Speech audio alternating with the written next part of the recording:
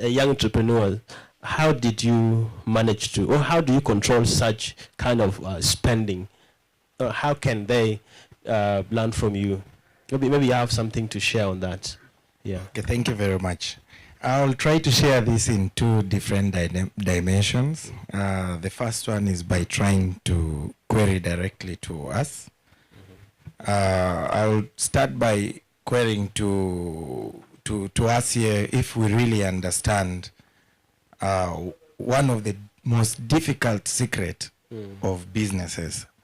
Yani, for the South Sudanese young entrepreneurs that are trying out there, they might think they have studied, they might think they know everything, but the only truth I'll assure all of us is that the actual basics is what we always showcase to.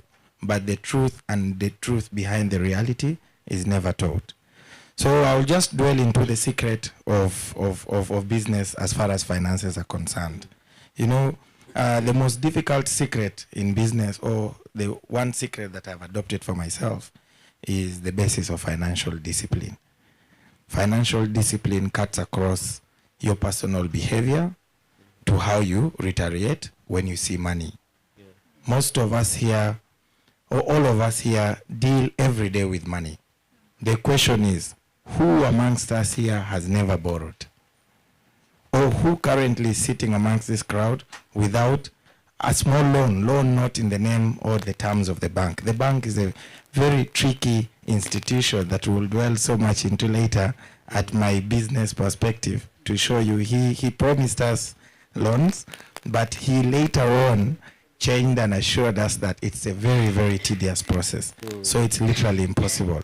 Yeah. But at least we all have access to borrow.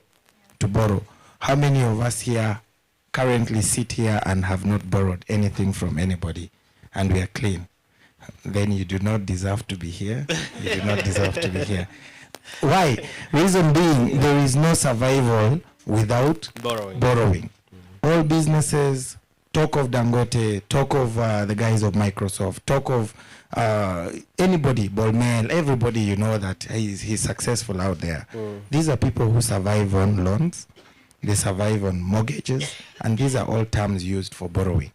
But at our level as the youth, it is give me, I will bring back tomorrow. Give me, I will pay back next month. But when it's time for paying, you literally do not want to pay. You don't know why. You know, nobody wants to understand the problem. Nobody wants to know where, what happened, what you're going through. To hell with everything. But financial discipline concentrates on the essence of your honesty and your assurance. When you tell me tomorrow, let it be tomorrow. Yeah. If not tomorrow, the question is, what do you do? You know, before the loan date comes in, before the repayment date comes in, you approach me. This is at my own perspective. This is my view, and this is how I approach it.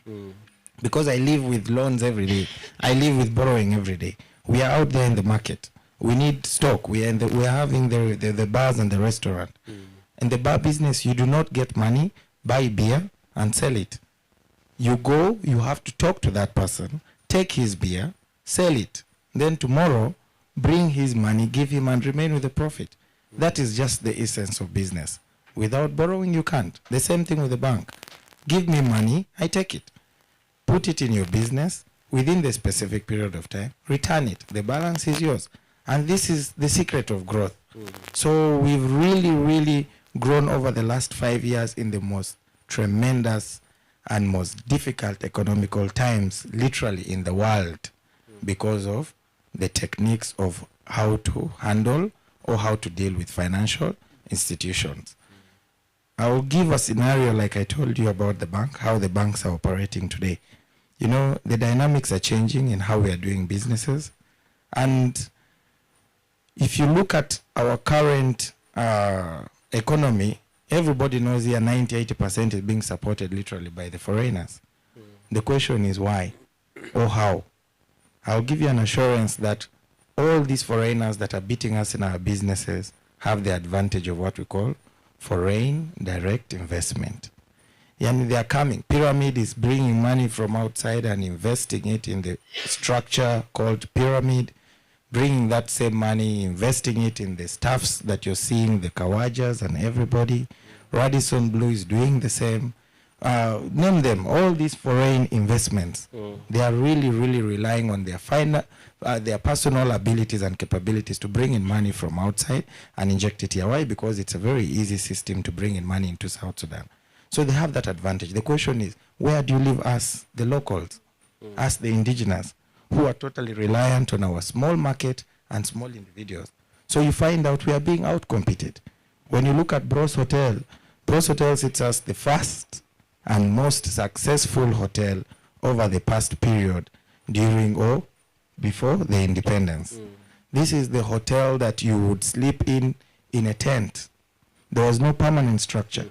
It's tents, it's prefabs, and your daily accommodation fee is $100 to $150.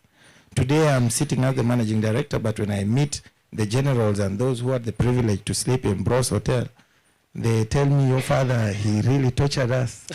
You know, we slept in tents and we paid $150. But they did not do that because they didn't want. They did it because it was at the best it could be. But today we are being left behind. We are being challenged. We can no longer cope. We have the land. It's ours. We have the capacity. The same entrepreneur is still existent. So what's the problem? The only problem is money. The country has been letting us down as far as liquidity is concerned. So we've really...